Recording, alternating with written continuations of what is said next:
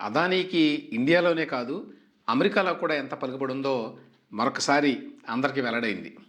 ఆయన మీద చాలా హంగామా చేసి అమెరికాలో 2024లో పెట్టినటువంటి కేసుని విత్‌డ్రా చేసుకుంటాము, ఉపసంహరించుకుంటాము అని చెప్పి ఇప్పుడు అమెరికా న్యాయశాఖ అక్కడి కోర్టు వారికి విన్నవించుకుంది.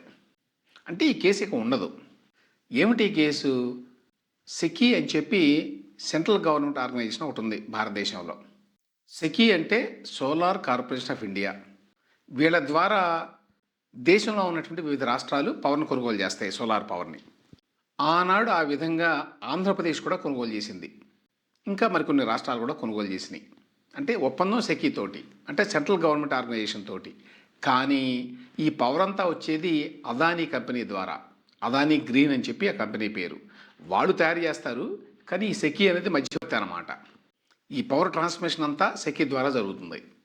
ఆనాడు అమెరికా న్యాయశాఖ చేసినటువంటి ఆరోపణ ఏంటంటే, ఈ అదానీ కంపెనీ ఈ రాష్ట్రాల చేత తమ పవర్‌ని కొనుగోలు చేయించటానికి వాళ్ళకి లంచాలు ఇచ్చింది అని. ఎంత లంచాలు అంటే $2029,00,00,000, $265 మిలియన్ అన్నారు ఆనాడు. అందులో పెద్ద మొత్తాన్ని ఆంధ్రప్రదేశ్‌లో కొంతమంది పెద్దలకు ఇచ్చారు అనేటువంటి ఆరోపణ కూడా అందులో ఉంది ఆ కేసులో. ఎంత ఇచ్చారు ఆంధ్రప్రదేశ్‌లో పెద్దలకి? $1,750 కోట్ల, $228 మిలియన్ అట. అంటే సింహభాగం ఆంధ్రప్రదేశ్‌లో పెద్దలకే వెళ్ళింది. ఎందుకంటే కొన్నది కూడా వీళ్ళే భారీ ఎత్తున. అప్పుడు ప్రభుత్వంలో ఎవరున్నారు? జగన్మోహన్ రెడ్డి గారు. అయితే ఆయన పేరు మాత్రం ఎక్కడా లేదు. ఆంధ్రప్రదేశ్‌లో ఒక సీనియర్ అఫీషియల్‌కే అన్నారు. అఫీషియల్ అంటే వాళ్ళ ఉద్దేశం ఉద్యోగి అని కాదు. అమెరికాలో అఫీషియల్ అంటే రాజకీయ నాయకుడిని కూడా, ఎలక్టెడ్ అఫీషియల్‌ని కూడా అఫీషియల్ అంటారు వాళ్ళు. సో ఆ రకంగా ఒక అఫీషియల్‌కి ఈ $1,750 కోట్ల లంచంగా ఇచ్చారన్నారు.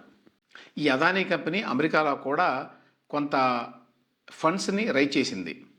అందువల్ల అమెరికా ఏమని క్లెయిమ్ చేసిందంటే, అమెరికా న్యాయశాఖ, మాకు దీని మీద జ్యూరిస్డిక్షన్ ఉంది. మా దేశంలో కూడా మీరు డబ్బును రైజ్ చేశారు కాబట్టి ఈ కంపెనీ మా దేశ నియమ నిబంధనలకు అనుగుణంగా పనిచేయాలి. మాకున్న నియమం నిబంధన ఏమిటి? ఎవరికీ లంచం ఇవ్వకూడదు. కానీ అదానీ కంపెనీ లంచాలు ఇచ్చి వాళ్ళ సోలార్ ఎనర్జీని అమ్ముకున్నది. ఇది జిస్ట్ అనమాట. ఇది బయటకు వచ్చిన తర్వాత చాలా పెద్ద ఎత్తున ఇండియాలో కూడా చర్చ జరిగింది. మనం కూడా గతంలో మాట్లాడుకున్నాం. అయితే ఆ తర్వాత ఏమైంది?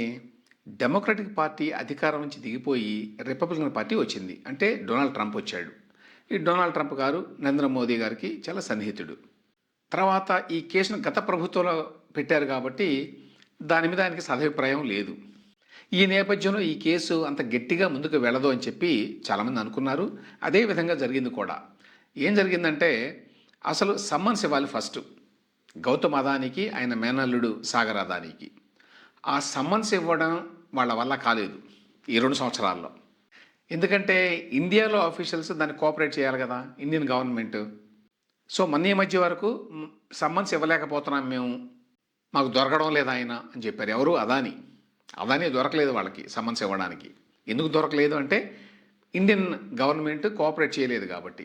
ఈ నేపథ్యంలో లాస్ట్ దీనికి సంబంధించి మనం విన్న వార్త ఏమిటంటే, అక్కడి న్యాయశాఖ అధికారులు కోర్టుకి ఏమని అప్లికేషన్ పెట్టుకున్నారంటే, మేము సమ్మన్స్ ఇవ్వడానికి అక్కడ వీలు కావడం లేదు, సాధ్యం కావడం లేదు, అందుకని ఎలక్ట్రానిక్ మోడ్ ద్వారా ఈ సమ్మన్స్ని వాళ్ళకి పంపిస్తాము, అందుకు అనుమతించండి అని చెప్పి అప్లికేషన్ పెట్టుకున్నారు అని లాస్ట్ వార్త దీనికి సంబంధించి.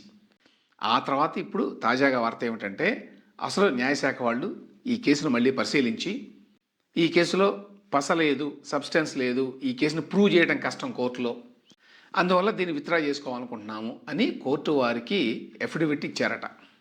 దానికి అర్థం ఏంటి? ఈ కేసు ఉండదు ఇక. దీనికి ముందే ఒక ప్రయత్నం జరిగింది, ఒక మధ్యవర్తిత్వం చేయడానికి ఒక ప్రయత్నం జరిగింది. ఏ విధంగానంటే, అదానీ మేము అమెరికాలో భారీ ఎత్తున పెట్టుబడులు పెడతాము అని చెప్పారట, హామీ ఇచ్చారట. దానిని అదానీ తరఫు లాయర్లు, ఆయన చాలా పెద్ద లీగల్ ఫామ్‌ని పెట్టుకున్నాడు తమ తరఫున వాదించడానికి అమెరికాలో. న్యూయార్క్‌లో జరుగుతోంది ఈ కేసు. సో ఈయన ఈ హామీ ఇచ్చాడు అని చెప్పి ఈయన తరఫు లాయర్లు అక్కడ తెలిపారు అవతల వాళ్ళకి. ఆయన భారీ ఎత్తున పెట్టుబడులు పెడతాడు అమెరికాలో, మీరు అనవసరంగా ఇబ్బంది పెడుతున్నారు ఆయన్ని, ఈ కేసును కనుక మీరు తొలగిస్తే, విత్‌డ్రా చేసుకుంటే ఆయన అమెరికాలో పెద్ద ఎత్తున పెట్టుబడులు పెట్టడానికి సిద్ధంగా ఉన్నాడు అని. ఆ మేరకు వార్తలు కూడా వచ్చినాయి అప్పుడు. ఇప్పుడు లేటెస్ట్ న్యూస్ ఏంటంటే, ఇదిగో ఇట్లా అమెరికా న్యాయశాఖ డీఓజే అంటారు, డిపార్ట్మెంట్ ఆఫ్ జస్టిస్ అక్కడ. వాళ్ళు కోర్టుకి అసలు ఈ కేసును ప్రూవ్ చేయడమే కష్టం. తర్వాత ఇవన్నీ కూడా ఇండియాలో జరిగినాయి. కాబట్టి మన దగ్గర ఎవిడెన్స్ లేదు. తర్వాత అమెరికాలో ఎవరికి నష్టం జరగలేదు దీనివల్ల. అందువల్ల అనవసరంగా మన ఎఫర్ట్ అంతా దీని మీద పెట్టడం వృధా. ఈ కారణాల చేత మేము ఈ కేసుని ఉపసంహరించుకోవాలని చెప్పి అనుకుంటున్నాము. అందుకు అనుమతించండి అని చెప్పి కోర్టులో వేశారు. సో ఆ రకంగా అదానీ గారు ఈ కేసు నుంచి బయటపడినట్టే. ఇందులో పెద్ద ఆశ్చర్యకరమైన విషయం లేదు. ఆయన ఏదో రకంగా బయటపడతాడు అని చెప్పి చాలామంది గతంలోనే అనుకున్నారు. ఎందుకంటే ఒకటి, డొనాల్డ్ ట్రంప్ వచ్చిన తర్వాత మోదీ గారికి ఉన్నటువంటి సంబంధాల కారణంగా వాళ్ళు ఈ కేసుని సీరియస్గా ముందుకు తీసుకెళ్లరు అనేటువంటి వాదన గతంలోనే వినిపించింది. రెండవది, ఈ కేసుకి సరైన ఆధారాలు కూడా లేవు అమెరికాలో ప్రూవ్ చేయడానికి. మరి జరిగిందంతా భారతదేశంలో అయితే దాన్ని ఎట్లా ప్రూవ్ చేస్తారు? ఈ అమెరికన్ డిఓజే అఫీషియల్స్, వాళ్ళ లాయర్లు. అప్పట్లో ఏమనుకున్నామంటే బహుశా వాళ్ళ దగ్గర అన్ని ఆధారాలు ఉన్నాయేమో, అవన్నీ బయట పెడతారేమో. ఆంధ్రప్రదేశ్లో ఒక సీనియర్ అఫీషియల్కి 1700 కోట్ల రూపాయలు లంచంగా ఇచ్చామని చెప్పారు కదా. లంచంగా ఇచ్చారు వీళ్ళు, మా దగ్గర ఆధారాలు ఉన్నాయని చెప్పారు ఆ రోజున. కాబట్టి ఎవరికి ఇచ్చారో వాళ్ళ పేరు రాస్తారా? జగన్మోహన్ రెడ్డి గారు ముఖ్యమంత్రి, ఆయన ప్రభుత్వంలో ఎవరు తీసుకొని ఉంటారు? ఆయన పేరు కానీ మరొకరి పేరు కానీ ఈ విచారణ సందర్భంగా బయటకు వస్తుందేమో అని ఆశిస్తే అది అడియాసే అయింది. అసలు ఆ కేసుని మేము విత్డ్రా చేసుకుంటున్నాం అన్నారు కాబట్టి ఇక ఎవరి పేరు బయటకు వచ్చేటువంటి అవకాశం లేదు.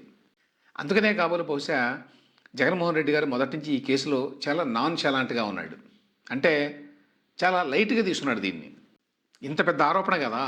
అమెరికాలో FBI, federal bureau of investigation, అలాగే SEC అంటే US securities and exchange commission, వీళ్ళంతా ఇన్వాల్వ్ అయి ఉన్నారు. ఇంతమంది ఇన్వాల్వ్ అయి ఉన్నారు కాబట్టి ఏమవుతుందని చెప్పి ఎవరైనా అనుకుంటారు. కానీ అప్పట్లో జగన్మోహన్ రెడ్డి గారు దీన్ని అంత సీరియస్గా ఏమి తీసుకోవాలా. ఎందుకంటే ఇందులో అదానీ ఉన్నాడు కాబట్టి, ఆయన ప్రథమ ముద్దాయి కాబట్టి ఆయనే చూసుకుంటాడు, ఇది మన దాకా ఏమీ రాదని చెప్పి అప్పట్లోనే జగన్మోహన్ రెడ్డి గారికి ఆ భరోసా ఉండింది. అందుకనే ఈ కేసు బయటకు వచ్చినప్పుడు కూడా ఆయన ఎదురుదాడి చేశాడు కానీ ఏమాత్రం వెనక తగ్గల. సో ఆయన ఊహించినట్టుగానే ఈ కేసులో ఇప్పుడు అదానీదే పైచేయి అయింది. కాబట్టి ఈ కేసులో ఇంకా ప్రొసీడ్ అవ్వటం అనేది ఉండదు. ఇందులో నా గమ్మత్తైన విషయం ఏంటంటే, సరే అమెరికాలో FBI లేకపోతే సెక్యూరిటీస్ ఎక్స్చేంజ్ కమిషన్ వాళ్ళు వీళ్ళందరూ కలిసి పరిశోధన చేసి ఈ కేసు పెట్టారు. ఈ కేసులో ఇవన్నీ కనుగొన్నాం, మేము బోల్డెన్ రికార్డ్ చేశాము, మా దగ్గర చాలా ఆధారాలు ఉన్నాయని చెప్పారు అన్నాడు. అందులో భాగంగానే ఇదిగో ఇన్ని వేల కోట్లు ఇచ్చారు, అందులో 1750 కోట్లు ఆంధ్రప్రదేశ్ అనే రాష్ట్రంలో అక్కడ ఒక సీనియర్ రాజకీయ నాయకుడికి ఇచ్చారు అని ఆ రోజు ప్రకటించారు. అమెరికాకి ఏమీ నష్టం జరగకపోవచ్చు, అమెరికాకి జ్యూరిస్డిక్షన్ బహుశా ఉండి ఉండకపోవచ్చు, అందువల్ల వాడు విత్డ్రా కావచ్చు. కానీ పాయింట్ ఏమిటంటే, ఇంత జరిగినా కూడా, ఈ వార్తలన్నీ వచ్చినా కూడా ఇండియాలో సెంట్రల్ గవర్నమెంట్ కానీ ఆంధ్రప్రదేశ్లో ఉన్నటువంటి ఈ కూటమి ప్రభుత్వం కానీ దీని మీద ఎటువంటి ఇన్వెస్టిగేషన్ని చేయలా. 1750 కోట్ల రూపాయలు ఇచ్చామన్నారు, ఎవరికి ఇచ్చారు ఏమిటి అని. ఇప్పుడు అమెరికాలో న్యాయశాఖ ఏం చెప్పింది? అమెరికాలో ప్రజలెవరికి దీనివల్ల నష్టం లేదు, అమెరికా ప్రభుత్వానికి కూడా ఎటువంటి నష్టం కలగలేదు అని చెప్పారు. ఇండియాలో అట్లా కాదు. ఇండియాలో ఈ సోలార్ పవర్కి ఒక రేట్ నిర్ణయించారు.